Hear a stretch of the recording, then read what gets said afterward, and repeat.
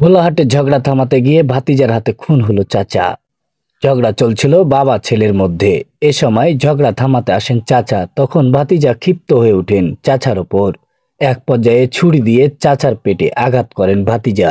এতে প্রাণ হারান চাচা।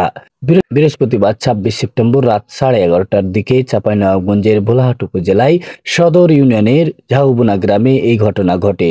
নিহত সাবেক ইউপি সদস্য ইসমাইল হোসেন দুলু। ঝাবুনা গ্রামের মৃত সামার ছেলে ও ভাতিজা রবিউল ইসলাম ভুটু একই গ্রামের মিলন আলীর ছেলে। তারা সম্পর্কে আপন চাচা ভাতিজা। বিষয়টি সত্যতা নিশ্চিত করেছেন ভোলাহাট থানার দায়িত্বপ্রাপ্ত ভারপ্রাপ্ত কর্মকর্তা ওসি তদন্ত মোহাম্মদ ইকবাল পাশা। স্থানীয় ইউপি সদস্য মোহাম্মদ শামসুল ও স্থানীয়রা জানায়, বৃহস্পতিবার রাতে ঝাউবুনা গ্রামের মিলন আলীর সঙ্গে তার ছেলে ভুটুর ঝগড়া শুরু হয়। এ সময় চাচা থামাতে গেলে ভাতিজা তাকে ছুরি দিয়ে আঘাত করে।